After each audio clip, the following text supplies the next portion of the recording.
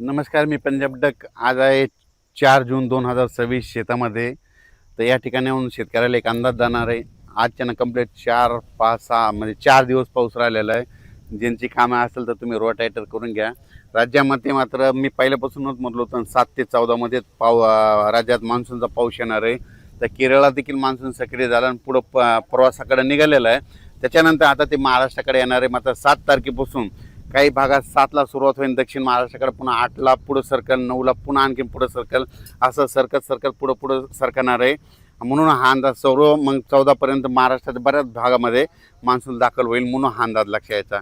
म्हणजे सांगायचं झालं तर 7 तारखेपासून ते 14 तारखेपर्यंत राज्यात बऱ्याच भागामध्ये मान्सून व्यापलेला दिसेल, म्हणून हे देखील लक्षात यायचं. पण राज्यात काय झालं की बराच प्रसार माध्यमातून म्हणतात की यावर्षी दुष्काळ पडणार आहे. तर तुम्हाला सांगतो, दुष्काळ वगैरे काही पडणार नाही. पाऊस थोडाफार कमी राहील, पिकं चांगले येतील. मात्र परतीचा पाऊस धुमाकूळ घालणार आहे, त्याच्यामुळे दोन्ही पिकं येणार आहे, रब्बी येणार आहे आणि खरीप पण येणार आहे. त्याच्यामुळे ही शेतकऱ्यासाठी सर्वप्रथम आनंदाची बातमी. पण काय झालं, बऱ्याच प्रसारमाध्यमातून म्हणतात की दुष्काळच पडणार आहे. तर तुम्हाला हे सांगत असताना सांगू इच्छितो, यावर्षी पावसाचं जेमतेम सरासरीचं प्रमाण सांगतो कसं पडणार आहे. जूनमध्ये थोडाफार कमी पडेल, पेरण्या होतील, म्हणजे पेरण्या 2 टप्प्यात होतील. एक होतील 7 ते 14 होतील आणि नंतर काय होईल 20 ते 30च्या दरम्यान एक पेरणीचा टप्पा राहील. आणि त्याच्यामधून जर काही शेतकरी कोणाची वापसा नसली उरली तर मग 10 जुलै ते 15 जुलैमध्ये तिसरा टप्पा राहील. म्हणजे असे 3 टप्पे पेरणीचे राहणार. पहिल्यापासूनच मी सांगतो, म्हणजे 7 ते 14 ज्यांच्याकडे ईदभर ओल गेली तर ते पेरणी करते. आणि त्याच्यानंतर 20 ते 30 जिथं पाऊस पडला त्यांच्याकडे ईदभर ओली की ते पेरणी करते. आणि त्याच्यातून जर काही पाऊस नसला, ट्रॅक्टर नाही भेटलं, डिझेल नाही भेटलं, त्याच्यामुळे जर उरल्या तर 10 जुलै ते 15 म्हणजे असे 3 टप्पे पेरणीचे होते. पण शेतकऱ्याला सर्वप्रथम सांगतो, तुम्ही काय करा, पाऊस पडल्याच्या नंतर शेतामध्ये कुदळ घेऊन जा. आणि कुदळ घेऊन झाल्याच्या नंतर तुमच्या जमिनीमध्ये काय करा, अशी ईदभर ओल गेली, अशी ईदभर की कधी पेरणी करू शकतात. मग काय होतं ना, शेतकरी काय करतात, हे 4 बोट ओल गेली की त्याच्यावर पेरणी करतात आणि तुमची पेरणी फेल जाते. म्हणून चांगली ईदभर ओल गेल्याच्या नंतर, पेरल्याच्या नंतर महिनाभर जरी पाऊस नाही आला तर ते तुमचं पीक उगवतं आणि ते ताशी देखील लागतं. पण शेतकरी त्या भागामध्ये अशी म्हणजे आम्ही असं करतो, पाऊस पडला की आधी शेतात जातो तर जमिनीची ओल तपासतो किती गेली, आणि तेव्हाच आम्ही पेरणीचा निर्णय घेतो. म्हणून माझं म्हणणं आहे, शेतकऱ्यांनी पेरणी करत असताना स्वतःचा निर्णय स्वतःच घ्या. स्वतः शेतकरी खूप हुशार असतो, कारण की त्यांना आतापर्यंत त्याची जीवनच शेतीवर, म्हणून त्यांना पेरणी करायची की नाही ते ठरवतो. म्हणून हे लक्षात घ्यायचं. त्याच्यानंतर काय झालं की आता हे जे पाऊस आहे 7 तारखेला काय होईल, सुरुवात मात्र इकडून दक्षिण महाराष्ट्राकडून होईल. म्हणजे कोल्हापूर जिल्हा, सातारा जिल्हा, पुणे जिल्हा, त्याच्यानंतर इकडं अहिल्यानगर जिल्हा, बीड जिल्हा, धाराशिव जिल्हा, लातूर जिल्हा, परभणी जिल्हा, नांदेड जिल्हा, ह्या पट्ट्यामध्ये काय होईल, दक्षिण भागाकडून यावेळेस पाऊस येणार आहे. आणि तुम्हाला एक सांगतो, ज्या वर्षी ना दक्षिणेकडून मान्सून येतो, मुंबईकडे ना जाता जर मधातून शॉर्टकट आला तर त्याच्यामध्ये काय होतं, बीड जिल्ह्याला एक जास्त पाऊस पडतो, अहिल्यानगरला एक जास्त पडतो, त्यानं जालना जिल्ह्याला एक पडतो, परभणीला पडतो, नांदेडला पडतो, लातूरला पडतो, धाराशिवला पडतो, सोलापूरला पडतो, सांगली, सातारा, सोलापूर, कोल्हापूर, पुणे ह्या भागात मग जास्त पडतो. पण हे जे पाऊस जर मुंबईकडून तिकडे गेला तर मग ते काय होतं, उत्तर महाराष्ट्राकडे जास्त पडतो.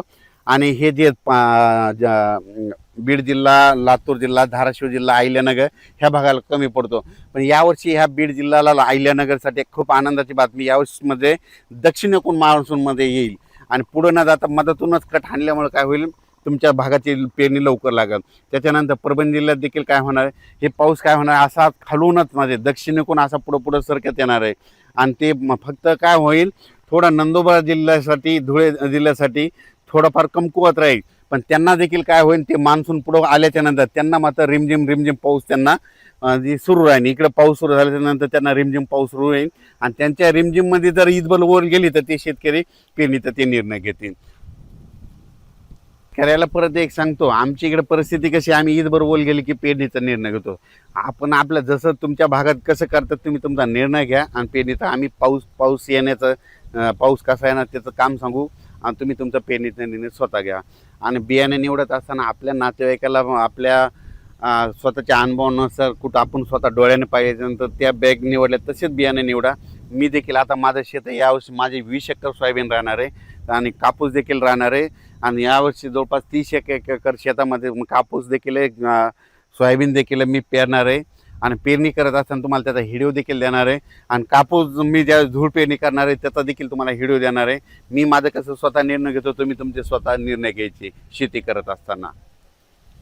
7 जूनपासून जे काय होईल तसं तर 6 तारखेला वातावरणात बदल होईल, पण 7 जूनला काय होईल ते वातावरणात बदल होईल. लगेच मान्सूनचा पाऊस बऱ्याच भागामध्ये आलेला दिसेल. मग ते पाऊस मग काय होईल, दक्षिण महाराष्ट्राकडून जे इकडून आल्याच्या नंतर मराठवाड्याकडे येईल, पुन्हा विदर्भाकडे, ह्या इकडं यवतमाळ जिल्हा, नांदेड जिल्हा, चंद्रपूर, वर्धा, नागपूर, भंडारा इकडं असंच जाईल. तसा पुढं ते अमरावतीकडे सर्कल, अमरावतीकडून बुलढाण्याकडे जाईल, बुलढाण्याकडून इकडे जळगावकडे जाईल, धुळ्याकडे जाईल आणि त्याच्यानंतर संभाजीनगर हे असा भाग बराच म्हणजे अहिल्यानगरपासून हे असा भाग जवळपास ह्यामध्ये 14 तारखेपर्यंत कव्हर करून जाईल. आणि मान्सूनच्या पावसामध्ये जमिनीमध्ये ईदभर ओल गेली तर तुम्ही तुमचा निर्णय घ्यायचा, पेरणीचा निर्णय तुम्ही घेऊ शकता. अचानक वातावरण बदललं तर उद्या एक लगेच मेसेज दिला जाईल. धन्यवाद.